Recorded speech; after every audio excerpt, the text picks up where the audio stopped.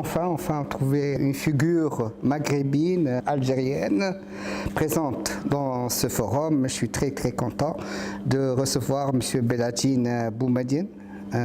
Il est universitaire, coordinateur de laboratoire de recherche avec des entreprises et il est membre avec le groupe technique Transport Vert Méditerranéen.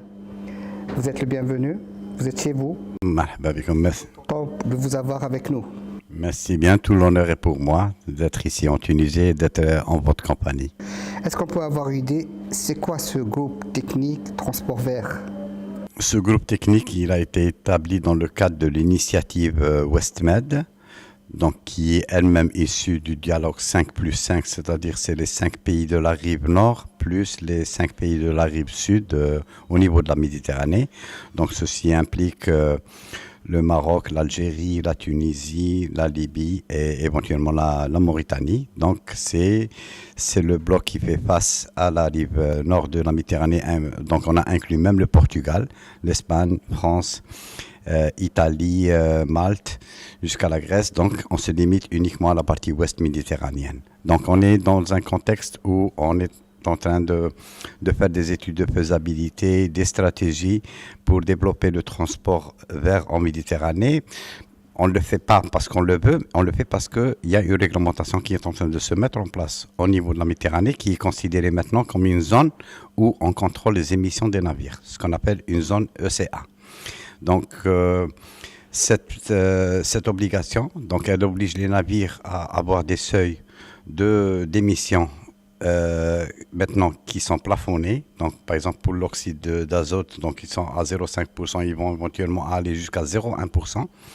Pour les oxydes pour le SOX, les oxydes de soufre, c'est la même chose, et éventuellement le CO2. Donc parmi les actions, donc on doit trouver des solutions. Il y a deux types de solutions. Il y a des solutions avec des mesures d'efficacité énergétique qu'on doit implémenter au niveau des navires, à savoir la réduction de la vitesse, limiter la puissance, avoir un plan de maintenance pour l'efficacité énergétique de tous les équipements. Donc ça, c'est une solution. Mais c'est une solution, plus les seuils d'émission se réduisent, plus ces solutions ne sont plus suffisantes. Donc la solution maintenant qui est en train de se profiler, c'est quoi? C'est carrément aller vers ce qu'on appelle les carburants alternatifs, ou bien, entre guillemets, les carburants de substitution.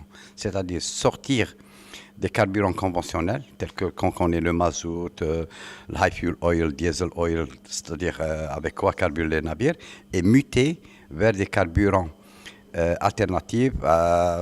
On considère le gaz naturel comme étant une option de transition, parce que lui-même, il est issu des hydrocarbures, mais la tendance, c'est d'aller vers des carburants tels que le bio-LNG, le méthanol, l'ammonia, mais pour peu, maintenant, il y a une autre problématique qui se pose au niveau de l'OMI, l'Organisation mondiale des maritimes, maintenant qui impose non seulement faire le bilan carbone du carburant, non seulement à l'utilisation, mais depuis la production jusqu'à son utilisation. Ça veut dire que l'empreinte carbone maintenant, elle devient encore plus importante.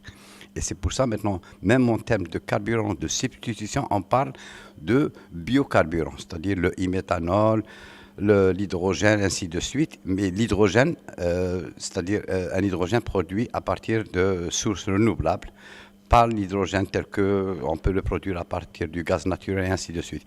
Mais cette problématique, elle est difficile à cerner dans la mesure où dans le bassin méditerranéen, les infrastructures pour fournir ces navires qui doivent s'adapter à ces nouveaux carburants, et cela coûte des financements très importants. Donc s'ils vont faire le pas d'aller se reconvertir pour les infrastructures pour le soudage, et la disponibilité de ces infrastructures pose problème au niveau de la Méditerranée. C'est-à-dire, maintenant, vous optez pour, par exemple, vous dites, voilà, mon navire, il va carburer au méthanol. Allez-y trouver du méthanol dans tous les ports pour faire votre soudage, pour vous alimenter. Vous dites pour le GNL. GNL, on a un point de soudage au niveau de Marseille, à ma connaissance, au niveau de Barcelone. Mais si on fait le pourtour méditerranéen, ça devient problématique. Parce que pourquoi? Parce que le GNL, tel qu'il est exporté, il est utilisé pour les applications industrielles. Parce que cette mutation vers les carburants de substitution, ce n'est pas uniquement pour le transport maritime. Même les industries, pour décarboniser leur activité, sont en train d'aller vers ces... Et ça veut dire que maintenant, on est dans un contexte où la disponibilité, la raréfication de cette ressource n'arrive pas à satisfaire la demande. Et c'est très, très important. Et c'est une grosse problématique qu'on est en train de tacler. Moi, j'ai proposé une stratégie. Je suis en train de faire le nécessaire avec les pouvoirs publics pour développer une stratégie dans laquelle on est en train d'inclure la Tunisie et l'Italie. Je vous en parle par la suite. Maintenant, ma stratégie, c'est du moment que l'Algérie est producteur de gaz, donc maintenant elle se classe comme étant premier pratiquement fournisseur de gaz pour l'Europe, donc à travers les gazoducs qui va directement en Espagne et le deuxième qui passe par la Tunisie, on a déjà un réseau de distribution. Il y a un réseau de distribution au niveau de la Tunisie et ce gazoduc arrive en Sicile, en Italie, avec un réseau de distribution. Donc moi, qu'est-ce que je propose pour décarboniser ce gaz et le rendre bio, c'est-à-dire entre parenthèses bio? Donc Sonatrach, elle a déjà entrepris à horizon 2030, donc elle doit finaliser, la décarbonisation de la production de son gaz naturel depuis le puits jusqu'à sa livraison. Donc à travers des systèmes de capture de carbone, à travers l'implémentation d'arbres le long du... Parce que l'arbre, elle est considérée comme étant le meilleur système naturel pour capter le CO2. Ça, on le sait. Donc c'est un projet de $1 milliard uniquement pour l'implémentation des arbres. C'est le premier système de décarbonisation, de capture de carbone naturel. C'est la feuille d'arbre. Voilà, ça c'est très important. Vous êtes coordinateur du laboratoire de recherche, donc vous êtes universitaire, et on a longuement parlé ce matin de l'importance des sciences et de recherche. Et heureusement, là, on dit que vous êtes laboratoire coordinateur avec les entreprises. L'ouverture de l'université et des scientifiques sur l'entreprise est plus que jamais très importante. Maintenant, elle devient très importante en Algérie, donc on s'est rendu compte que les laboratoires de recherche, c'est-à-dire l'université, il y a des laboratoires de recherche qui sont en train de faire le travail dans leur petit coin. L'industrie, elle est en train de se développer à sa façon.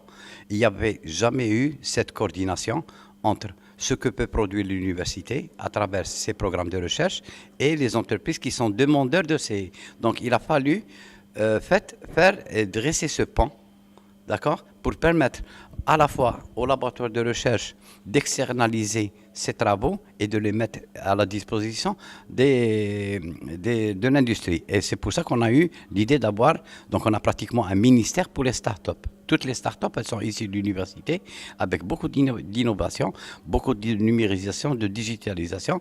Donc qu'on est en train de mettre à disposition des entreprises pour répondre à des problématiques, apporter des solutions.